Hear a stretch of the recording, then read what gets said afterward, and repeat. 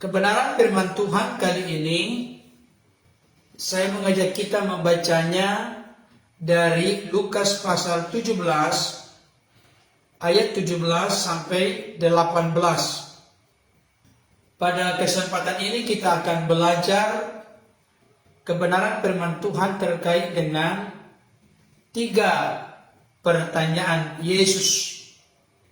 Dari kedua ayat ini tentu kita menemukan ada 3 tanda seru yang menunjukkan Yesus sedang membuat pertanyaan yang perlu kita simak, renungkan dan perhatikan. Apa maksud dan tujuan dari ketiga pertanyaan ini dalam konteks realita kenyataan hidup kita sehari-hari. Saya bacakan untuk kita Lukas 17 ayat 17 sampai 18. Lalu Yesus berkata, "Bukankah ke-10 orang tadi semuanya telah menjadi tahir? Di manakah yang 9 orang itu? Tidak adakah di antara mereka yang kembali untuk memuliakan Allah selain daripada orang asing ini?" Sejauh itu pembacaan firman Tuhan. Tentu yang berbahagia adalah setiap kita yang mendengar firman Tuhan dan yang memelihara dalam hidup kita hari lepas hari. Coba Bapak Ibu Saudara perhatikan secara serius dengan sungguh-sungguh. Di ayat 17 ada 2 pertanyaan. Bukankah? Di manakah? Ayat 18. Tidak adakah? Pertanyaan-pertanyaan Yesus ini tidak boleh kita abaikan, sepelekan, atau pandang sebelah mata. Pertanyaan ini memiliki satu penekanan yang sangat serius dan sungguh-sungguh, yang menunjukkan, membuktikan ada sesuatu yang tidak klop. Ada sesuatu yang salah. Ada sesuatu yang tidak tepat. Sampai Yesus membuat 3 pertanyaan. Bukankah? Di manakah? Tidak adakah? Mungkin Bapak Ibu Saudara akan bertanya kepada kami saat ini, Pak Pendeta, kenapa perlu merenungkan, menghayati secara serius, secara sungguh-sungguh mendalam pertanyaan-pertanyaan Yesus ini? Jawabannya praktis sederhana. Karena seringkali kita mirip dengan apa yang ditanyakan oleh Yesus ini. Oke, sebelum saya lebih lanjut, barangkali sudah mendapatkan sesuatu, silakan. Kalau diajukan 3 pertanyaan ini, kira-kira apa kaitannya, apa relevansinya, apa aplikasi penerapannya bagi kita saat ini? Silakan. Ayo, apa Pak? Kalau di sini kita lihatnya, kita tuh harus, kalau Tuhan sudah memberi kita berkat, jangan kita bicara berkatnya saja, gitu loh. Karena bicara berkatnya doang, habis itu udah melayani Tuhan lagi. Tinggal kayak datang, pada sembuhkan oleh Tuhan, habis itu ya udah, gitu. Jadi ada satu orang yang masih mengingat atau masih memuliakan Tuhan, satu orang ini gitu kan. Karena di sini kan dibilang ada orang itu, satu orang itu. Kita harus seperti satu orang itu. Kita harus mencontoh satu orang. Iya, satu orang itu yang situ. Ya, saya pikir anak papi cukup jeli memperhatikannya. Jadi artinya kalau kita berhubungan dengan Tuhan, bersangkut paut dengan Tuhan, jangan hanya fokus sebatas Berkatnya. iya dapat berkatnya. Apa berkat yang didapat oleh ke-9 orang ini rupanya? Sembuh. Mereka sembuh, mereka pulih, mereka telah dipulihkan dari kustanya. Kan tadinya kan 10 orang ini yang sakit kusta. 9 orang Yahudi, 1 orang Samaria. Ternyata yang kembali setelah di tengah jalan dia tahu bahwa dia sembuh, telah tahir, telah bersih kulitnya, maka dia pun tidak jadi pergi kepada imam-imam. Dia justru kembali kepada Yesus. Dia tersungkur di hadapan Yesus mengucap syukur, berterima kasih, dan memuliakan Allah di hadapan Yesus. Itu yang dilakukan oleh satu orang kusta yang notabene adalah orang Samaria. Ya kan? Perlu kita perhatikan antara orang Yahudi dengan orang Samaria ini sebenarnya tidak akur. Mereka bermusuhan. Itu sebabnya dalam sebuah kesempatan di dalam Yohanes pasal 4 kalau tidak salah ya, Yohanes pasal 4, coba lihat judulnya apa? Yohanes pasal 4. Perempuan Samaria ya? Iya. Ya guys ya. Iya. Apa judulnya? Percakapan dengan perempuan Samaria. Di sana nanti jelas terlihat bagaimana Yesus meminta minum kepada perempuan Samaria. Perempuan Samaria berkata, "Aku ini orang Samaria, Anda orang Yahudi, kenapa meminta minum kepada saya?" Dalam kurung ada di situ, sebab tidak akur, ada perselisihan, ada permusuhan antara orang Samaria dengan orang-orang Yahudi. Tapi ternyata ada di sini pembelajaran berharga yang bisa kita temukan. Dikatakan di sini ada 9 orang Yahudi, 1 orang Samaria, karena mereka senasib, sepenanggungan, sependeritaan sama-sama sakit kusta, maka mereka bisa akur. Nah, apa maksudnya? Kadang-kala pergumulan, permasalahan, kesulitan, kesusahan, penderitaan, sakit penyakit yang diderita oleh seorang bisa membuat orang itu bisa gampang akur, gampang bersahabat, gampang berteman, gampang sama-sama iba, sama-sama prihatin karena penderitaan. Tapi yang jelas dalam konteks ini orang-orang Yahudi seringkali menganggap orang-orang Samaria itu masyarakat kelas 2. Karena apa? Karena orang-orang Yahudi berpendapat orang-orang Samaria ini telah menjadi kawin campur dengan orang-orang yang tidak murni orang-orang Israel. Jadi yang Israel sejati itu, orang Yahudi sejati itu, menurut mereka adalah orang-orang Yahudi yang bukan dari konteks Samaria. Tapi ternyata sekalipun orang Yahudi merasa diri mereka kelas nomor 1, tetapi dalam konteks bacaan kita ini, yang justru kembali kepada Yesus, bersyukur kepada Yesus, berterima kasih kepada Yesus ketika dia sudah merasakan keajaiban, mujizat, kesembuhan, pemulihan, tahir kulitnya. Yang justru datang kepada Yesus bukan 9 orang Yahudi yang mengaku diri sebagai umat Allah, tapi justru seorang asing, kata Yesus, yaitu orang Samaria. Nah, sekarang pertanyaan ini, coba kira-kira apa yang dapat? Maksudnya menunjukkan kemana ini? Bukankah masa hanya kamu doang, itu maksudnya kali? Iya, tapi kan ditanya dulu. Iya, tapi apa aplikasi penerapannya untuk kita? Itu maksudnya. Jadi bukan hanya menjawab ini, kalau menjawab ini mah gampang gitu. Artinya Yesus itu membuat pertanyaan sampai 3 pertanyaan bertubi-tubi. Apa sebenarnya yang dirindukan, dikehendaki oleh Yesus di balik ini? Apa yang sedang diluruskan? Apa yang sedang diprotes oleh Yesus tentang kelakuan dari 9 orang ini? Dan saya mau kasih tahu dan ingatkan kepada kita saat ini, banyak di antara kita model seperti yang 9 orang ini, bukan seperti yang 1 orang. Dan Yesus membuat 3 pertanyaan terkait dengan yang 9 orang. Artinya apa sekarang ini pembelajaran untuk kita? Kalau kita diberikan berkat, jangan lupa sama Tuhannya. Iya. Dan kita jangan yang memberikan berkat gitu loh. Ya, terus? Ya itu berarti belajarlah untuk mengingat Tuhan gitu loh. Kita belajar untuk mengingat Tuhan bahwa ya berkat memang perlu, tapi yang lebih perlu adalah sumber berkatnya gitu. Amin. Nah, itu. Berkat memang perlu, tetapi yang terutama yang tidak boleh kita lupakan, yang tidak boleh kita abaikan adalah sumber berkat. Iya kan? Iya. Itu kan prinsipnya di sini.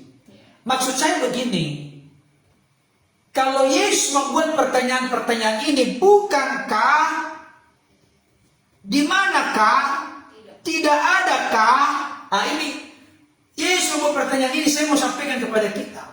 Bagi Yesus adalah perkara yang super serius.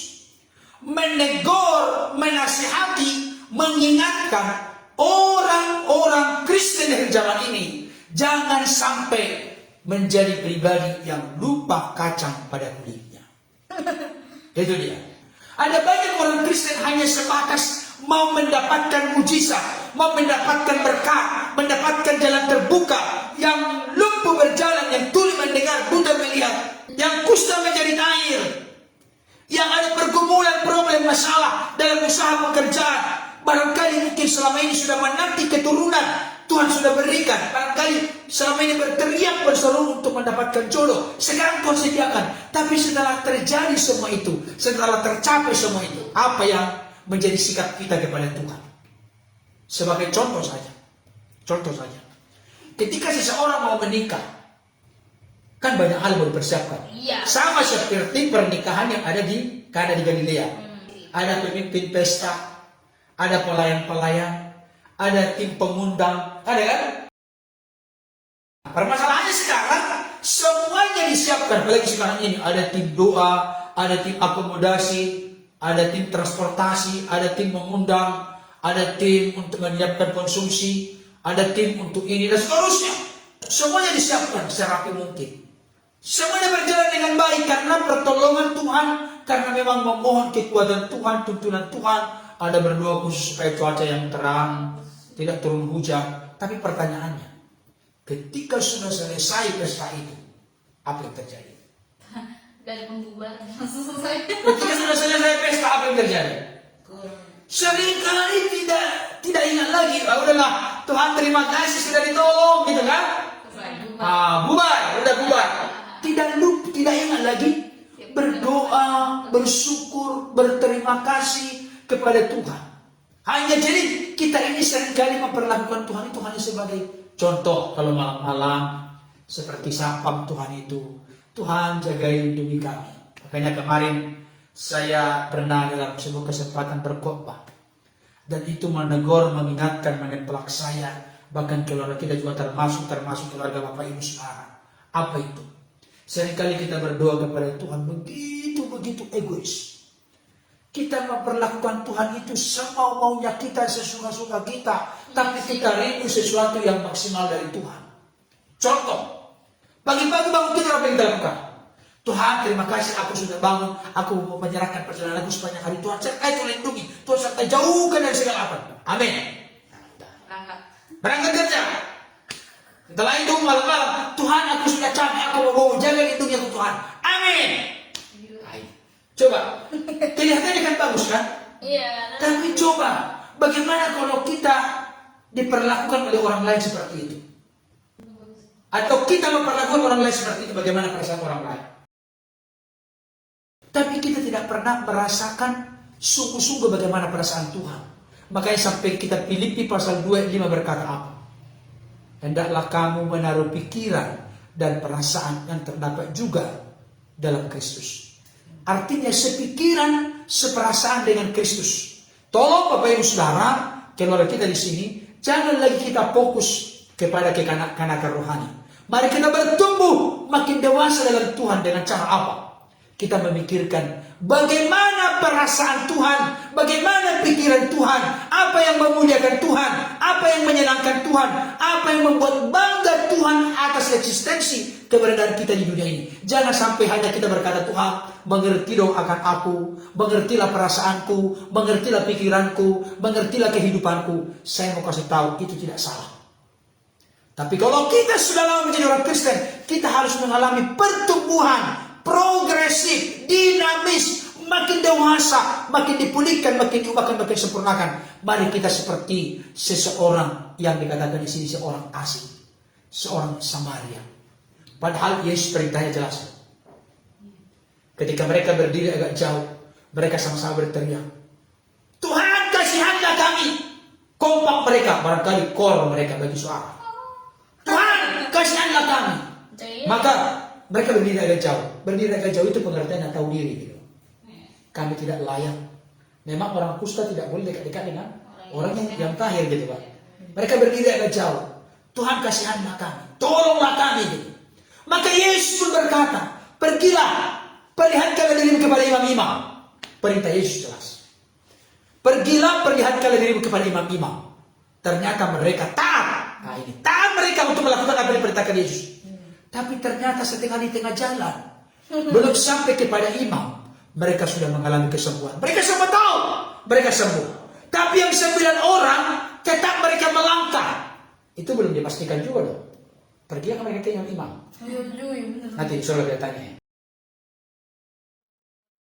Saudara kita tanya, jangan-jangan setelah mereka lihat di tengah jalan, mereka sudah tahir, mereka sudah sembuh. Jangan-jangan mereka tidak jadi pergi ke imam. Beruntung juga mereka. Jangan-jangan langsung pergi, ada yang ke ladang, ada yang pergi cari pacar, ada yang pergi mungkin kemana-mana gitu. Nggak jelas. Terjaga. Tapi satu orang dari 10 orang ini, satu orang ketika dia sadar, dia tahu dia telah sembuh, maka dia kembali kepada Yesus. Di sini yang dikritik oleh Yesus bukan justru yang satu orang, tapi satu orang justru dipuji oleh Yesus, yang 9 orang justru dikritik oleh Yesus. Sampai dimunculkan ada 3 pertanyaan. Di manakah? Bukankah? Tidak adakah? Bayangkan Bapak Ibu Saudara. Saya berharap Bapak Ibu Saudara menangkap apa yang saya maksud pada kesempatan ini. Ketika Yesus memunculkan sampai 3 pertanyaan, berarti ini perkara yang super serius di mata Yesus. Artinya, jangan sampai kita memiliki kelakuan, sikap, watak, karakter orang-orang yang hanya butuh mujizat Tuhan, butuh pertolongan Tuhan, butuh kuasa Tuhan. Tapi setelah itu, apakah kita mengambil langkah untuk terus memuliakan Tuhan, bersyukur kepada Tuhan, berterima kasih kepada Tuhan, mencintai, mengasihi Tuhan, mengabdi kepada Tuhan, terus taat, belajar, makin dipulihkan, makin diubahkan, sempurnakan, terus mencintai, mengasihi Tuhan. Itu aja intinya, gak ada yang lain. Nangkap ya? Itu intinya. Kalau tidak, Yesus menegur kita. Yesus meminta pertanggungjawaban kepada kita. Jadi Bapak Ibu Saudara, saya mau sampaikan saat ini, jangan bermain-main ketika kita sudah mendapatkan sesuatu dari Tuhan. Kita langsung lupa kacang pada kulit. Kita langsung lupa daratan. Bahkan di dalam kitab Ulangan, sampai beberapa kali Tuhan mengatakan kepada bangsa Israel, sebelum mereka masuk ke tanah Kanaan, Tuhan memperingatkan mereka, ingatlah akan Tuhan Allahmu, jangan engkau melupakan Tuhan Allahmu, ingatlah selalu akan Dia. Sebelum masuk ke tanah Kanaan. Tanah Kanaan itu adalah tanah perjanjian, tanah berlimpah-limpah sesudah barunya. Sebelum masuk ke tanah Kanaan menikmati berkat-berkat berlimpah, Tuhan mengingatkan mereka, ingatlah kepada Tuhan, atau jangan melupakan Tuhan. Ini penting. Kenapa perlu diingatkan sebelum masuk? Karena kecenderungan manusia adalah lupa kepada Tuhan. Makanya saya pernah mengarang lagu itu, mengarang lagu Versi Rohani. Ada dulu lagu kan grup band. Masih ingat grup band? Kuburan, grup band Kuburan. Apa lagunya?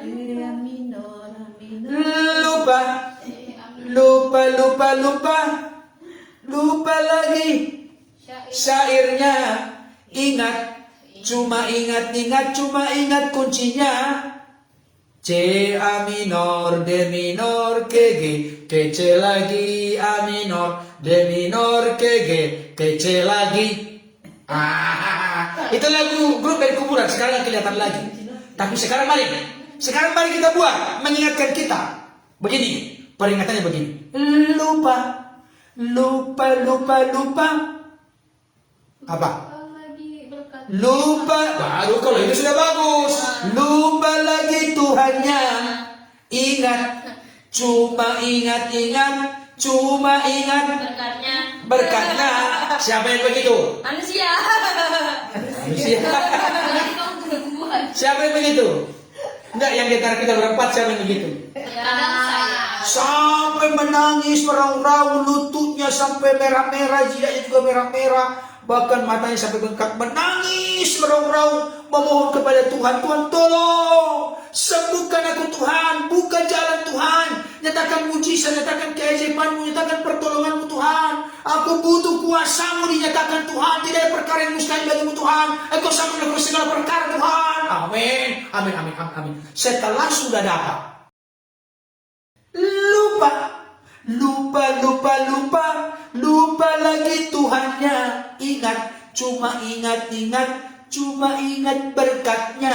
Waduh, saya mau kasih tahu. Dengarkan baik Bapak Ibu Saudara. Mari jangan kita seperti itu. Jangan kita lupa Tuhan. Mari kita seperti seorang Samaria yang sembuh dari sakit kusta ini. Setelah dia tahir di tengah jalan, dia datang berlari, dia datang sujud, dia datang dengan suara nyaring, bernyanyi, memuliakan Allah, bersyukur kepada Allah karena dia telah sembuh, dia telah pulih, dia telah tahir dari kustanya. Dia tersungkur di hadapan Yesus. Biarlah mujizat, pertolongan, keajaiban, berkat yang kita dapat bukan membuat kita makin jauh dari Tuhan, bukan membuat kita melupakan Tuhan, tapi membuat kita makin rendah hati, makin seperti khotbah Yesus di bukit. Berbahagia orang yang miskin di hadapan Allah, karena mereka lah yang mempunyai kerajaan surga. Mari kita menjadi orang-orang yang miskin di hadapan Allah. Ini tidak terkait dengan uang, tidak terkait dengan harta.